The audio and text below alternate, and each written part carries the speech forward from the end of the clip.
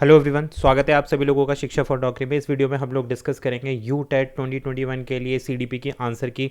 CDP paper 1 के लिए बाल विकास के लिए हम लोग आंसर की डिस्कस करने वाले हैं, जिसका पेपर हुआ है 26/11/2021 यानी कि आज के दिन में, फ्राइडे में जिसका पेपर हुआ है। मॉर्निंग शिफ्ट में उसका पेपर के हम आंसर की डिस्कस करेंगे, तो वीडियो में लास्ट तक बने रहना। बिल्कुल ऑथेंटिक आंसर की है, चाइल्ड डेवलपमेंट एंड पैडागोजी, बाल विकास की आंसर की लेके आए हैं हम लोग। तो क्वेश्चन नंबर 1 से स्टार्ट करते हैं भाई। ये सेट नंबर हम लोग बी डिस्कस कर रहे हैं भाई, ये सेट नंबर बी है। आप लोग अपने सेट से क्वेश्चंस को मिला लेना। सारी की जो है ऑथेंटिक है। सेट बी डिस्कस कर रहे हैं, पेपर 1 का सीडीपी बाल विकास का यू टेट 2021। तो क्वेश्चन नंबर 1 यहाँ पर दिया है, एक बालिका अपने परीक्षण के लिए बहुत मेहनत करती है, उसका यह व्यवहार उसका डैश किस चीज़ का संकेतक है? Sharp cognitive abilities, high achievement, motivation, या वेरी बिजी, या desire to impress her parents. तो राइट आंसर आपको बताना है। तो देखो, ये राइट आंसर यहाँ पर रहेगा शार्प, इसका करेक्ट आंसर रहेगा option number B. High achievement motivation जो है इसका करेक्ट आंसर रहेगा। भाई देखिए, कुछ एक या दो क्वेश्चन में अगर कोई भी डिस्क्रिमिनेशन होता है तो मैं कमेंट पे आंसर को पिन कर दूंगा। मोस्ट प्रोबेबली ये सारे आंसर्स मैंने बिल्कुल वेरीफाई किए हैं। क्वेश्चन नंबर 2 के साथ में बढ़ते हैं हम। Reward play is a significant role in learning, is the main characteristics of which of the following approaches in behaviour. तो क्वेश्चन नंबर 2 के लिए राइट आंसर रहेगा बिहेवियर, व्यवहारवादी बोला जाएगा। पुरस्कार की अधिगम में महत्वपूर्ण भूमिका है, तो ये option number A is the right answer.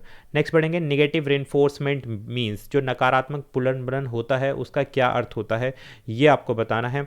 तो थर्ड के लिए राइट आंसर है option number B is the right answer, presenting an unpleasant stimulus. Okay, presenting an unpleasant stimulus, अप्रिय उद्दीपन को प्रस्तुत करना। बी, यार बी नहीं, इसका right answer option number D होगा, टर्मिनेटिंग एन अनप्लीजेंट स्टिमुलस। भाई डी के साथ जाइए, डी इसका करेक्ट आंसर है, बी नहीं होगा यहाँ पर। थर्ड के लिए राइट आंसर होगा ऑप्शन नंबर डी। नेक्स्ट बढ़ेंगे, programme learning is based on, जो प्रोग्राम लर्निंग होती है वो किस चीज़ पर बेस्ड है? तो option number B is the right answer, बिल्कुल ऑपरेंट कंडीशनिंग पर ये बेस्ड होती है, क्रिया प्रसूत अनुबंधन पर बेस्ड होती है। नेक्स्ट क्वेश्चन नंबर 5 को देखते हैं। A mathematic teacher discuss the sum problem in classroom and ask the student to work out same problem given in the book, student are practicing of, किस चीज़ की करेंगे भाई? भाई लॉ ऑफ रेडीनेस की करेंगे, कॉन्टिन्यूटी की करेंगे, रेनफोर्समेंट की करेंगे, या फिर एक्सरसाइज की करेंगे? तो भैया अभ्यास का नियम है, option number D is the right answer for question number 5। आगे बढ़ेंगे भाई, क्वेश्चन देखते हैं हम लोग 6। अब देखा, इसमें इंटरेस्ट की बात हुई है, ठीक है। इंटरेस्ट रिफर्ड टू, कि जो इंटरेस्ट होता है किसी भी व्यक्ति का, वो किस चीज़ पर निर्भर करता है? प्रिफरेंस करता है। देखो मैं इसका जो आंसर है वो मैं पिन कर दूंगा, ठीक है। इसमें थोड़ा सा एक कन्फ्यूजन है, तो मैं आंसर कमेंट बॉक्स में इसका पिन कर दूंगा। तो अभी के लिए इसको स्किप कर देते हैं।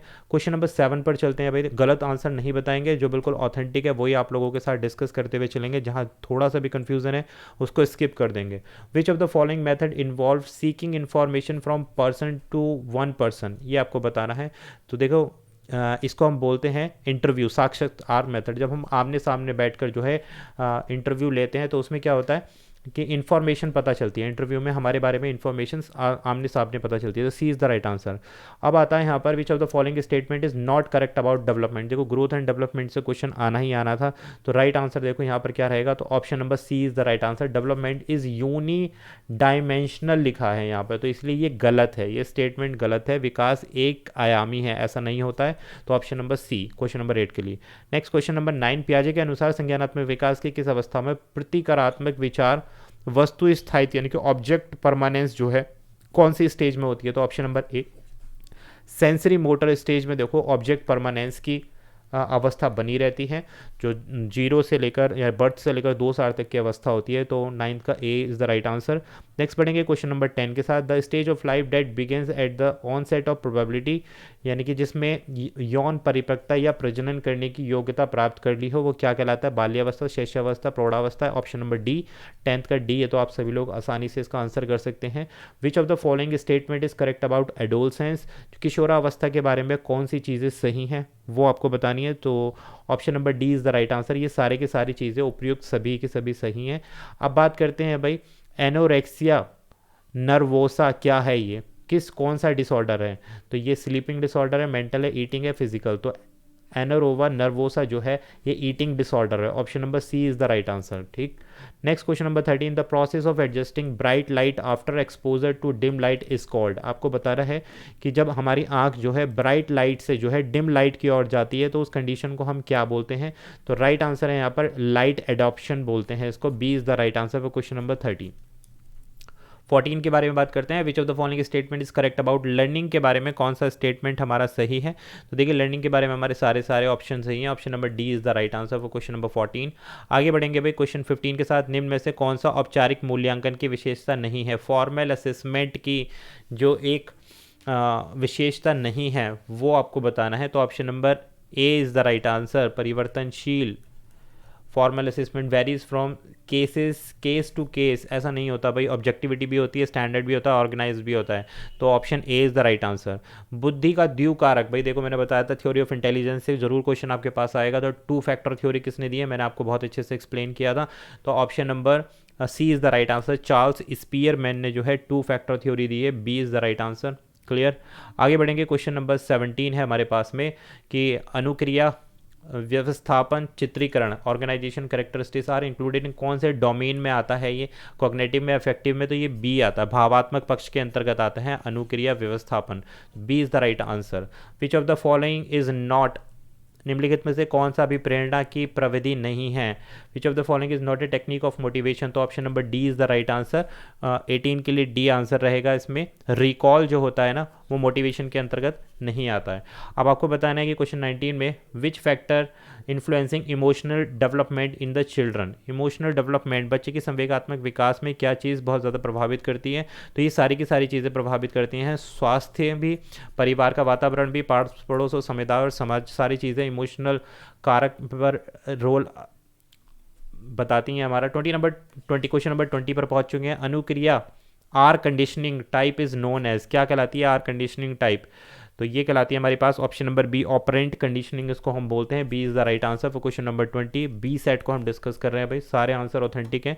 एक आध क्वेश्चन रह जाएगा तो उसको मैं आंसर पिन कर दूंगा। Question number 21, self actualization need is related to theory of insightful learning, field theory, information processing theory, Maslow's humanistic theory learning.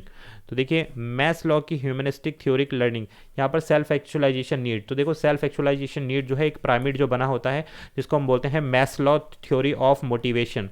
मैस्लॉ theory of motivation में ये पार्ट आता है सेल्फ एक्चुअलाइजेशन। लेकिन इसमें किसके बारे में बात की जाती है? इनसाइटफुल लर्निंग की बात की जाती है। तो इसलिए option number A is the right answer. Next, संवेदी स्मृति को क्या कहा जाता है? Sensory memory is also known as, option number A immediate memory बोलते हैं इसको। संवेदी स्मृति को इमीडिएट मेमोरी कॉल करते हैं। निम्नलिखित कौन से कथन सृजनात्मक तथा बुद्धि के संदर्भ में सत्य हैं? ये आपको बताना है। तो देखिए राइट आंसर रहेगा यहाँ पर ऑप्शन नंबर 1 और 3 जो है, स्टेटमेंट 1 और 3, यानी कि option B is the right answer. जिसमें क्या चीज़ डिस्कस की गई है? क्रिएटिविटी, रचनात्मकता और बुद्धि के बारे में डिस्कस किया गया है। तो भाई देखो ए और 3rd ऑप्शन इसके लिए बिल्कुल करेक्ट रहेगा। आगे बढ़ेंगे question number 24, the level of unconsciousness which considered as the sub reservoir of animal drives, क्या होता है यहाँ पर? क्वेश्चन नंबर 24 के लिए right answer option number A is the right answer. इसको हम बोलते हैं अनकॉन्शियसनेस, अचेतन मन जो होता है हमारा।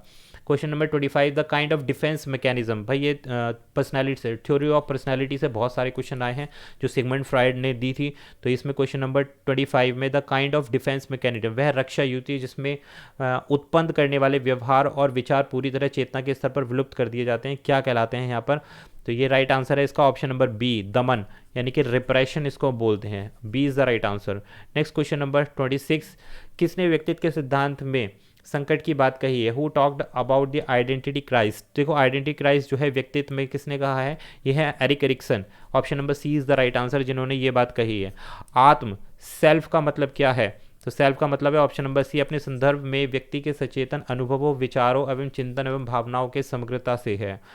Question number 28, which of the following is a characteristics of the personality, personality की कौन सी एक विशेषता है? तो ये सारी की सारी जो है व्यक्तित्व की विशेषता है। ऑप्शन नंबर डी आप राइट आंसर रहेगा।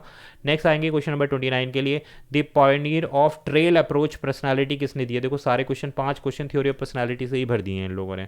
तो राइट आंसर है Gordon Allport is the right answer. इन्होंने क्या दिया? व्यक्तित्व के विशेषक उपागम की जो थ्योरी दी है वो गॉर्डन ऑलपोर्ट ने दी है।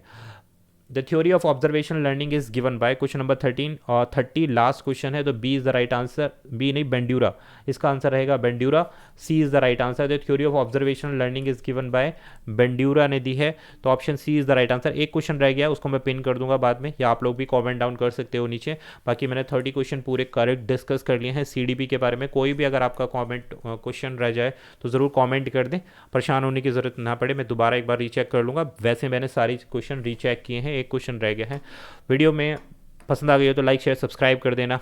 ईवीएस की वीडियो अपलोड हो रही है तो मेक श्योर आप आंसर की ज़रूर चेक कर लें, ईवीएस की पेपर 1 की और पेपर 2 की भी कॉन्टीन्यूसली मैं आंसर की अपलोड करता रहूँगा। Thanks for watching this session, thank you very much.